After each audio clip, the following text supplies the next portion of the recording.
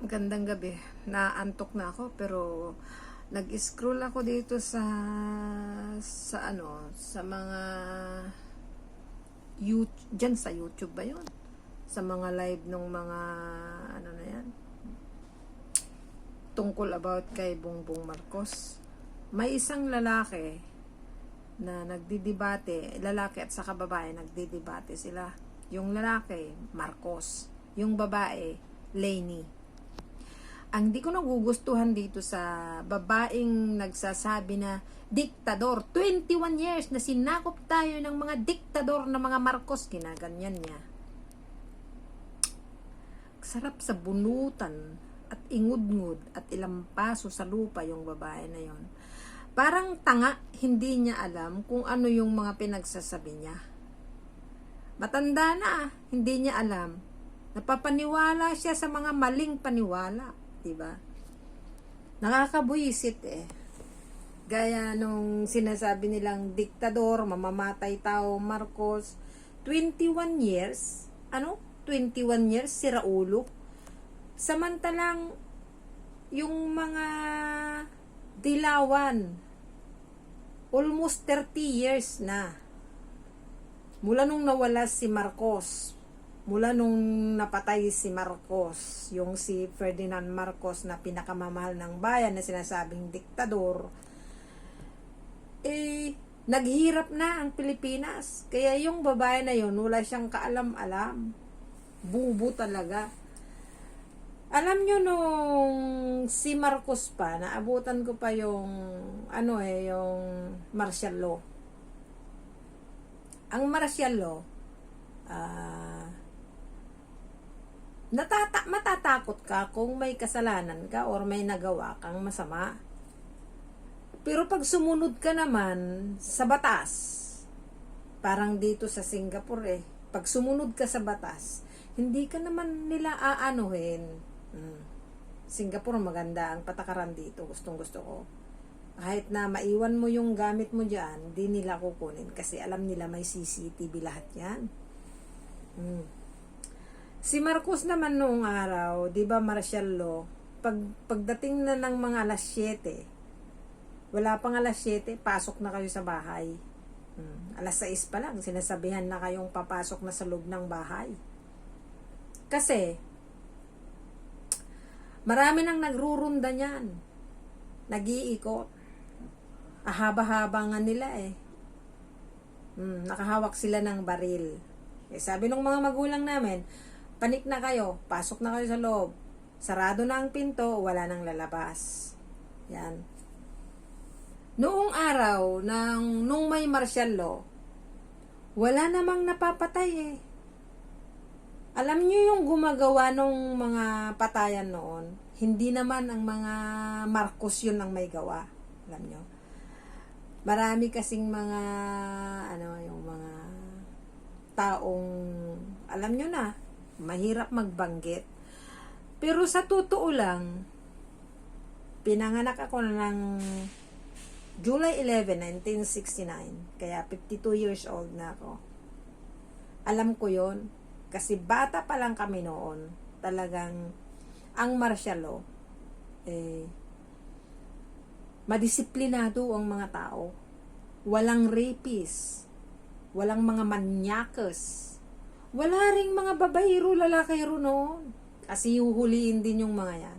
Bihira ka makaano ng mga ganon. Na hindi gaya noong nawala si Marcos free ka na. 10 taon pa lang nabubuntis na. 14 years old na nag-aasawa na. Yan. Tapos marami ng kaguluhan. Kasi nga free ang mga tao.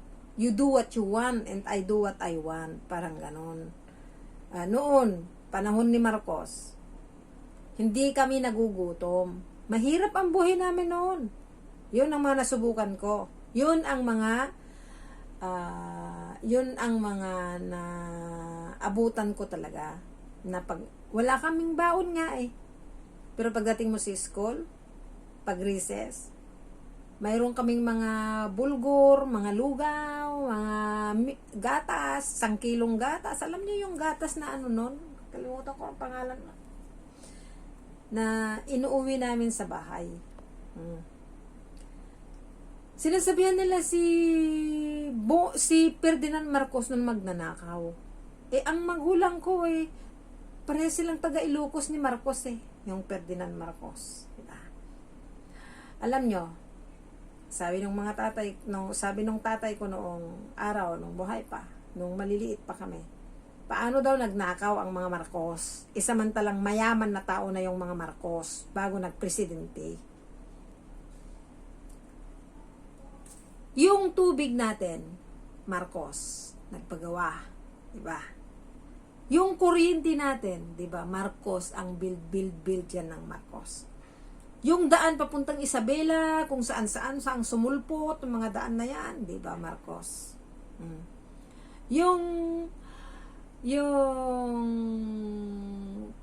Manila International Airport, pinalitan nung mga dilawan ng Noynoy International Airport. For what? Sino ba nakakaya, di ba sila? Pinalitan nila ng pangalan yung hindi naman sa kanila. Maliwanag pa sa sikat ng araw. Di ba? Kung ako, di ba? Kumbaga, ikaw ang nag-build sa isang building, tapos pag nawala ka, papalitan ko ng pangalan, anong sasabihin mo? Di ba maling-mali yun? Huwag mong angkinin yung hindi sa iyo. Ganun lang yun. Grabe. Galit na galit ako doon sa babaeng nagsisigaw doon ng Marcos daw ano ba yun? Diktador. Bubo pala itong babae na ito Ikaw sarap mong sampal-sampalin ng kaliwat kanan.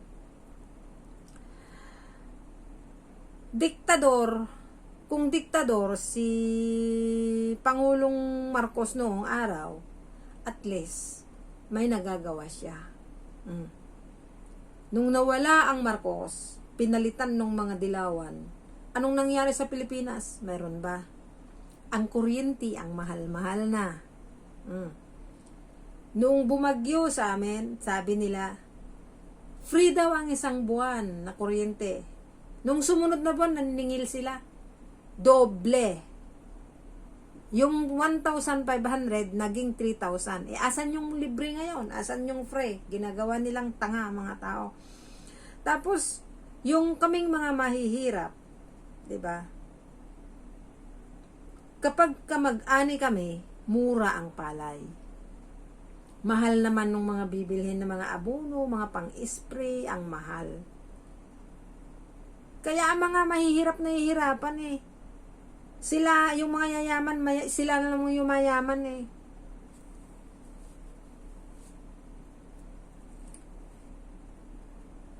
Grabe itong babae na nagsasabi na ano daw na papala nung si Marcos, kaya linil na lang. Dilamunin mo. Unyita ka. Kainis. Huwag sa ganon. Alam nyo,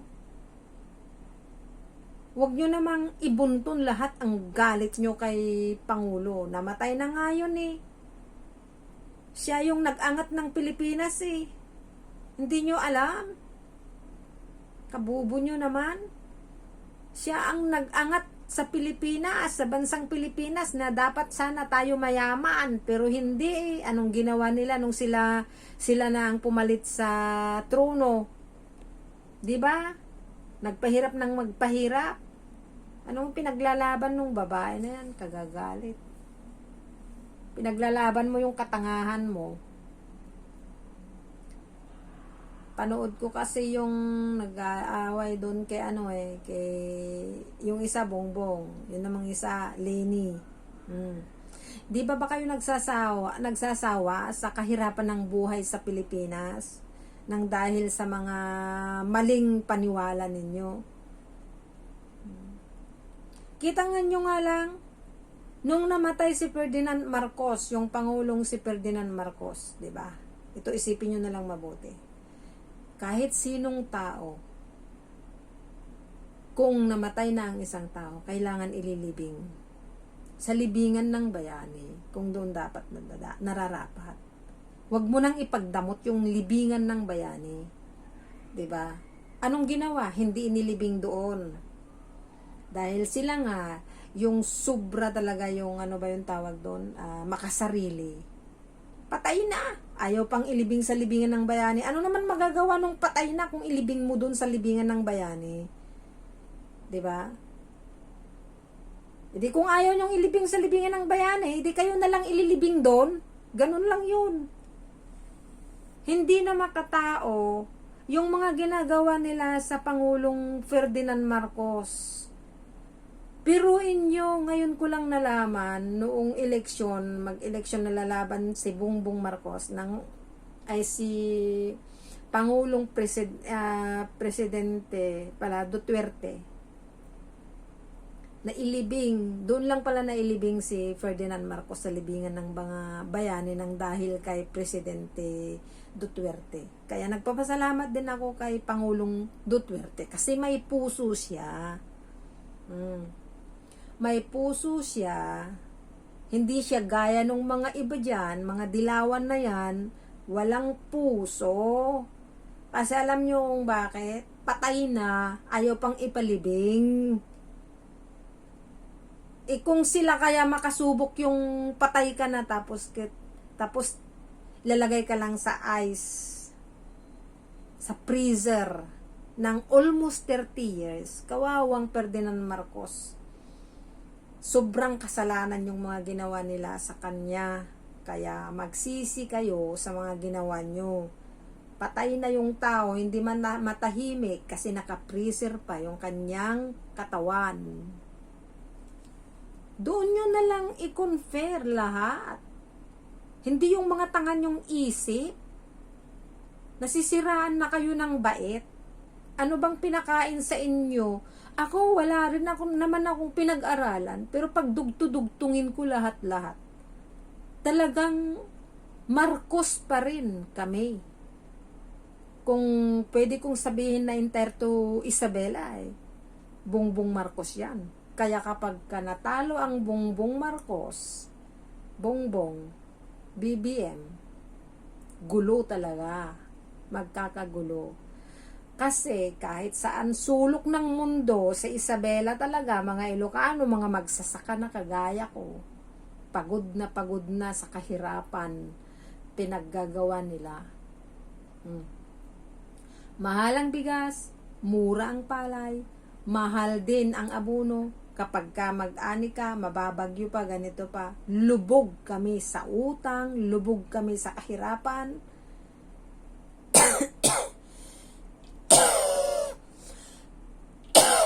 Inubuha ko sa inyo tuloy. Kakagalit. Pero alam nyo tumigil na kayong magsasabi na si Ferdinand Marcos, President Ferdinand Marcos is magnanakaw. Itigil nyo na rin yung mga sinasabi nyong diktador.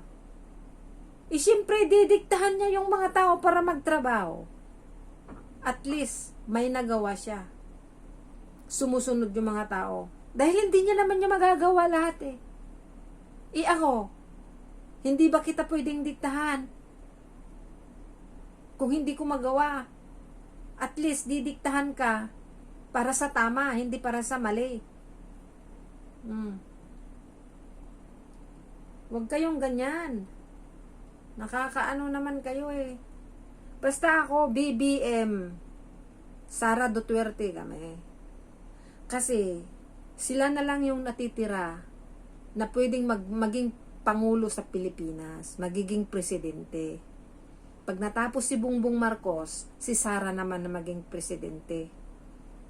Ganun lang yon. Gusto ko nga ibalik ang martial law Kasi kapag may martial law, takot ang mga tao. Pagala-gala. Kasi mula noong wala na si Ferdinand Marcos, gawin na ng tao ng gusto nilang gawin. Magnakaw, mangrape, mag-inom, maglasing, magsigaw-sigaw dyan kung ano-ano. Wala na sila kasing kinatatakutan. Kaya kayo, mag-isip naman kayo. Hindi yung iisip nyo lagi yung kalayaan ninyo. Anong magagawa ng kalayaan ninyo kung kasamahan naman ang kapalit? 'Di ba? Kung may martial law, maraming takot, hindi tayo papasukin ng mga demonyo kasi may mga nagbabantay palibot-libot at saka kailangan mong sumunod sa utos. Ay talaga. Anong ikinatatakot nyo sa martial law? Maganda nga yung martial law para pagdating ng oras, nandun ka na sa loob ng bahay. Lalo yung mga asawa nyo, babairo, lalakiro. Ayaw nyo pa noon? Alas 7 pa lang nandyan na asawa mo kasi may martial law, may ano. Sipi, lagay nyo naman dito sa isip nyo, kinig naman kayo sa kagandahan ko. Sa ganda ko na ito, sobra kayo. Di sa totoo lang maganda talaga ako. Pero lahat ng mga sinasabi ko totoo. Naabutan ko talaga yung martial law nung araw. Bata pa lang ako noon. Pero alam na alam ko yon. Maganda nga nung araw Maraming mga masunurin na tao. Hindi gaya nung nawala si Ferdinand Marcos. Lahat ng mga tao halos sobra na talaga. Sobrang hirap. Di pa kayo nagsasawa para sa akin na never again sa Dilawan. Never again sa Dilawan. Intindihan nyo. Kaya yung babae na yan na nagsasalita na diktador si Marcos, ilong ko pa lang, mag-collapse ka na. Kaya mag-ingat ka sa mga sinasabi mo. Bye. Basta ako, BBM at Sara ako.